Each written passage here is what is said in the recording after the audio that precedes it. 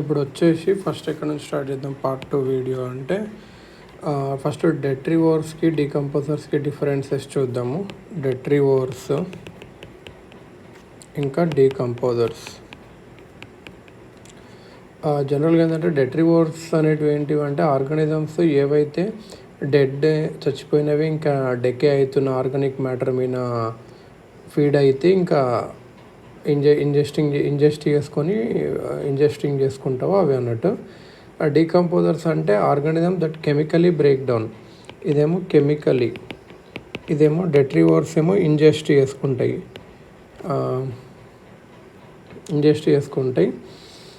ఇదేమో డీకంపోజర్స్ అంటే కెమికల్గా break down చేస్తాయి డెడ్ ఆర్గానిక్ మ్యాటర్ని. ఇంకా డెట్రివోర్స్ ఏం చేస్తాయి, ఫీడ్ తిని అప్పుడు వేస్తాయి అన్నట్టు. ఎకోసిస్టంలో పొజిషన్ ఎక్కడుంది అంటే డెట్రివోర్స్ని మ్యాక్రో డీకంపోజర్స్ అంటారు. డీకంపోజిషన్కి అసిస్ట్ చేస్తవి. Decomposers true or primary decomposers అనొచ్చు.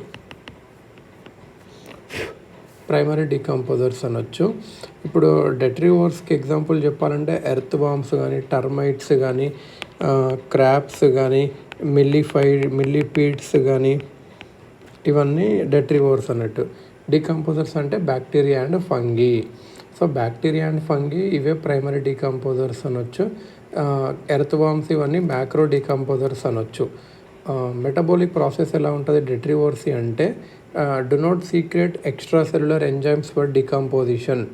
ఈ బ్యాక్టీరియా డెట్రివోర్స్ అనేటివి ఎక్స్ట్రా సెల్యులర్ ఎంజైమ్స్ ఏం సీక్రెట్ చేయవు for decomposition. Don't secret extra cellular enzymes for decomposition ఇదన్నట్టు. ఫర్ డీకంపోజిషన్ ఇదేమో డీకంపోజర్స్ ఏమో సీక్రెట్ చేస్తాయి extra cellular enzymes to decompose dead and organic matter. Methods used for detritivores ఏమో internal digestion after ingestion of detritivores అంటే తిని అవి internal digestion చేస్తాయి. ఇవి డీకంపోజర్స్ ఏమో ఎక్స్టర్నల్ డైజెషన్ చేస్తాయి. డెట్రివోర్స్ ఏమో కన్స్యూమ్ చేస్తాయి organic matter directly as food. Decomposers ఏమో do not ingest food, absorb simpler substances after enzymatic breakdown. Degree of breakdown: break organic matter into smaller fragments. Decomposers ఏమో convert organic matter into simple inorganic nutrients. Convert organic matter into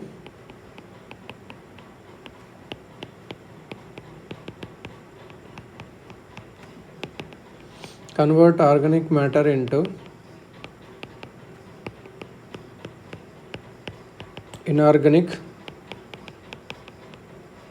nutrients.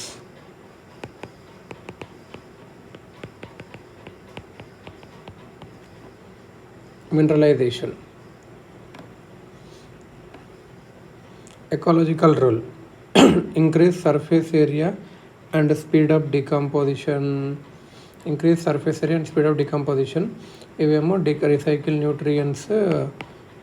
nutrients back into soil and ecosystem. Ecological role ఏది detritivores అంటే surface ఏరియాని పెంచి speed up చేస్తుంది decomposition. Bacteria fungi ఏమో recycle చేసేలా చేస్తుంది.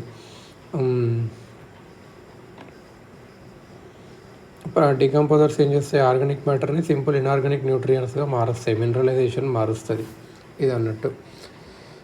So detritivores example చెప్పాలంటే earthworms, woodlice, fungi, dung flies ఇలాంటివి అన్నట్టు. సో డెట్రివోర్స్కి డికంపోజర్స్కి డిఫరెన్స్ తెలిసింది. డికంపోజర్స్ అంటే బ్యాక్టీరియా ఫంగీ, డెట్రివోర్స్ అంటే ఎర్త్ వామ్స్ కానీ, క్రాబ్స్ కానీ ఇలాంటివి అన్నట్టు. ఎగ్జాంపుల్ ఆఫ్ ఆక్వాటిక్ ఎకోసిస్టమ్స్ వస్తే ప్రొడ్యూసర్స్ ఎవరు, blue green algae, cyanobacteria, phytoplankton, diatoms. So aquatic ఎకోసిస్టమ్స్లో ప్రొడ్యూసర్ ఎవరు అంటే blue green algae. Blue green algae blue green algae అంటే సైనోబ్యాక్టీరియా,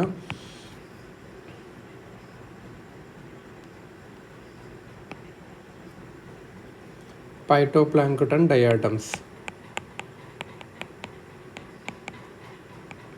పైటోప్లాంక్టన్ డయాటమ్స్ ఇదన్నట్టు. Blue green algae cyanobacteria. Blue green algae అంటే cyanobacteria, phytoplankton diatoms. Primary consumers అంటే ఎవరు? Crustaceans, zooplankton, small fish. Producers in aquatic ecosystems blue green algae, cyanobacteria, phytoplankton diatoms. Primary consumers ఎవరు అంటే crustaceans, zooplankton, small fish. Secondary consumers అంటే herrings, bigger fish, sharks. Food chain.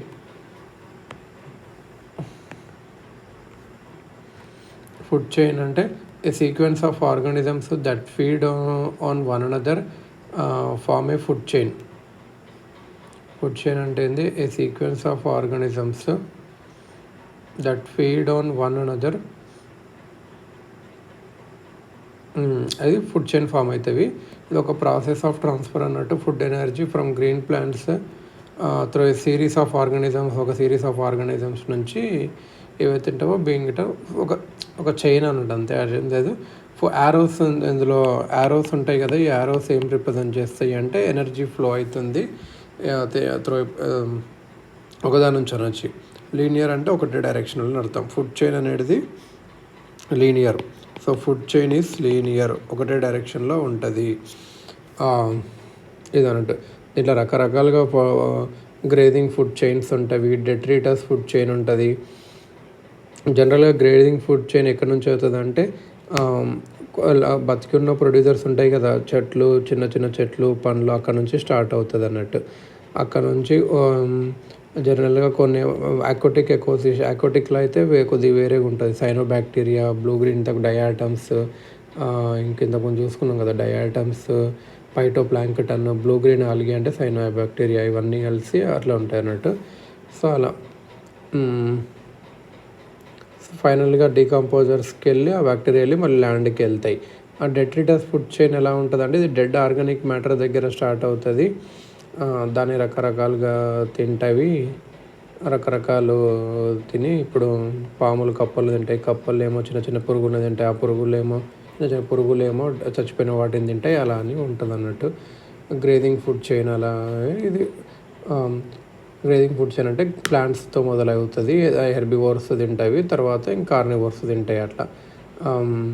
ఒక example చూడాలంటే ఇప్పుడు మన wheat plants ఉన్నాయి కదా, rats తింటాయి. ర్యాట్స్ ఏమో స్నేక్స్ తింటాయి, స్నేక్స్ ఏమో ఈగల్స్ తింటాయి. aquatic చూస్తే aquatic ఆల్గే ఉంటుంది కదా, దాన్ని ఏమో స్మాల్ క్రస్టాసియన్స్ తింటాయి. ఈ స్మాల్ దీనిలోని ఫిషెస్ తింటాయి. ఆల్గేని ఎవరిది aquatic క్రస్టాసియన్స్ తింటవి. దీన్ని ఏమో ఫిష్, చిన్న ఫిష్, తర్వాత పెద్ద ఫిష్, తర్వాత ఇంకా పెద్ద ఫిష్ అలా తింటాయి. డెట్రిటస్ ఫుడ్ చైన్ అనేది చచ్చిపోయిన ప్లాంట్స్ కానీ అక్కడ నుంచి ఎనిమల్ కానీ అక్కడ నుంచి స్టార్ట్ అవుతుంది అన్నట్టు. ఏవైతే డెడ్ ఆర్గానిక్ మ్యాటర్ని తింటావో డెట్రివోర్స్, డీకంపోజర్స్ అంటే మనం ఫస్ట్ స్టార్టింగ్లో చూసినాము.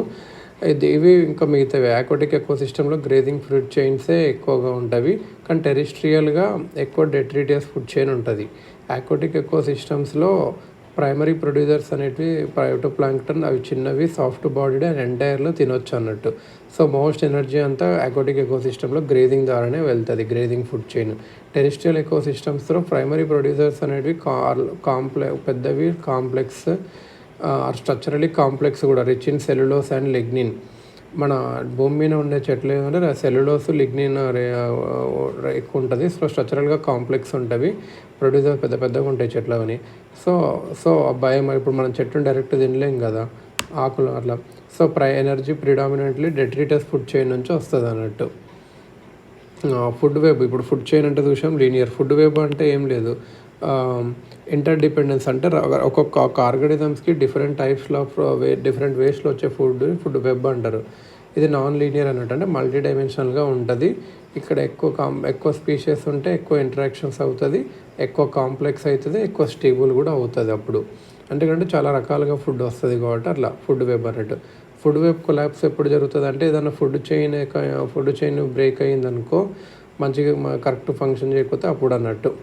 చాలా రీజన్స్ వల్ల వస్తుంది. క్లైమేట్ చేంజ్ వల్ల, కొన్ని కీ స్పీసెస్ చచ్చిపోవడం వల్ల, పొల్యూషన్, ఓవర్ ఎక్స్ప్లోయిటేషన్ వల్ల. ఈ ఫుడ్ వెబ్స్ కొలాప్స్ అవుతే బయోడైవర్సిటీ తగ్గుతుంది, ప్రొడక్టివిటీ తగ్గుతుంది, ఇలా అన్నట్టు. Climate change could drive coastal food webs to collapse. Children born today will see literally thousands of animals disappear in their lifetime as a global food webs collapse. And however, if we manage to achieve a lower carbon emissions pathway that limits global warming to less than 3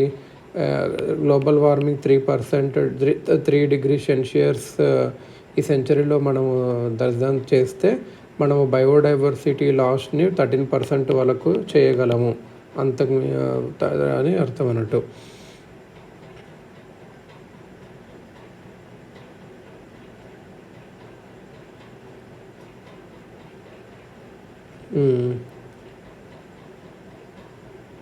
అట్లా అన్నట్టు. So ఇప్పుడు అలా ఇది food web అన్నట్టు. Law of 10% ఇది Raymond లిండ్మ్యాన్ ఇచ్చారు. ఒక traffic level నుంచి ఇంకో ట్రాఫిక్ లెవెల్ వరకు ఓన్లీ బయోమాస్ ట్రాన్స్ఫర్ అవుతుంది. హౌవెవర్ ఏదైతే ఎనర్జీ మొత్తం ఆర్గానిజం తెచ్చుకుంటుందో అదంతా బయోమాస్కి మారదు. ఇప్పుడు ఎనర్జీ మొత్తం బయోమాస్కి మారదు, ఒకదాని నుంచి ఇంకో దానికి బయోమాసే పోతుంది అన్నట్టు. అన్ని ఎనర్జీ లాసెస్ ఎప్పుడైతే యాడ్ చేసుకుంటామో 10% మాత్రమే ఎనర్జీ పోతుంది ఒకదాని నుంచి ఇంకో దానికి, ఇంకా మిగతా 90% పోవట్లేదు. ఇది 10% లా అంటారు. 10% లా వల్ల ఏమైందంటే ఫుడ్ చైన్స్ వల్ల కొన్ని లింక్స్ ఉంటున్నవి. 90% ఎనర్జీ ప్రతి లెవెల్లో లాస్ అవుతుంది. సో ఎనర్జీ పైకి వెళ్ళే కొద్దీ, ఫుడ్ చైన్లో ముందుకు వెళ్ళే కొద్దీ ఎనర్జీ తగ్గిపోతుంటుంది. ఉండే ఎనర్జీ ఈ ఎనర్జీ అంతా హీట్ ఎనర్జీని ఇంకా మూమెంట్ ఒకదాని నుంచి అక్కడ వెళ్ళిపోతుంది అన్నట్టు. సో ఇది అన్నట్టు. ఇప్పుడు ఎకలాజికల్ పిరామిడ్స్ అని చూస్తే మనము చిన్నప్పుడు చదువుకున్నాం. పిరామిడ్స్ ఉంటుంది, పిరామిడ్ ఆఫ్ నెంబర్స్ ఉంటుంది, పిరామిడ్ ఆఫ్ బయోమాస్ ఉంటుంది, పిరామిడ్ ఆఫ్ ఎనర్జీ ఉంటుంది. ఇది అన్నట్టు. ఎకలాజికల్ పిరామిడ్స్ ఏంటంటే ఇది ఒక graphical representations of the traffic levels అన్నట్టు. ఎకోసిస్టమ్ అంటే రిలేటివ్ అబిండెన్స్ బయోమాస్ కానీ వేరే ఆర్గానిజమ్స్ చూపిస్తుంది ఏ లెవెల్లో ఎంత ఉంది అని చెప్పి, ఎనర్జీ ఎలా ఫ్లో అవుతుంది అని చెప్పి. ఇప్పుడు పిరామిడ్ ఆఫ్ ఎనర్జీ చూద్దాము. పిరామిడ్ ఆఫ్ ఎనర్జీ చూసుకుంటే ఇది ఎనర్జీ ఎలా ఫ్లో అవుతుందో అన్నట్టు. ఇట్ ఈస్ ఆల్వేస్ అప్రైట్, ఎందుకంటే ఇనిషియల్ స్టేజ్లోనే ఎనర్జీ, ప్రొడ్యూసర్ స్టేజ్లో ఎనర్జీ ఎక్కువ ఉంటుంది. సో ఇది ఎప్పుడు అప్రైటే ఉంటుంది. మనం పైకి వెళ్ళే కొద్దీ ఎనర్జీ తగ్గుతూ ఉంటుంది. ఎనర్జీ ఎందుకంటే లా ఆఫ్ థర్మోడైనమిక్స్ వల్ల లాస్ అవుతుంటుంది అన్నట్టు. ఇప్పుడు ఒక ఎగ్జాంపుల్ చూసుకుంటే బనానాస్ ఇక్కడ ఉన్నాయి, దాని ఎనర్జీ ఎక్కువ ఉంటుంది. ఫ్రూట్ ఫ్లైస్లో ఎనర్జీ కొన్ని తింటాయి. తర్వాత టౌకన్స్ అని, సెకండరీ కన్జ్యూమర్స్, జాగ్వర్స్ ఇలా ఉంటాయి అన్నట్టు. రెలివెన్స్ ఆఫ్ పిరామిడ్ ఎనర్జీ దేనికి ఉపయోగపడుతుంది అంటే, పిరామిడ్ ఎనర్జీ ఎలా అవుతుందో చూపిస్తుంది. ఎంత ఎనర్జీ ఒక ట్రాఫిక్ లెవెల్ నుంచి అదరికి పోతుందో వస్తుంది. ఈ పిరామిడ్ అనేది importance of primary producers understand చేస్తుంది. అండ్ ఎట్లా ఎనర్జీ ట్రాన్స్ఫర్ లిమిట్ అవుతుందో చూపిస్తుంది అన్నట్టు. ఇది ఒక సింపుల్ వే అన్నట్టు complex interactions between organisms and ఎనర్జీని చదువుకోవడానికి, విజువలైజ్ అవ్వడానికి.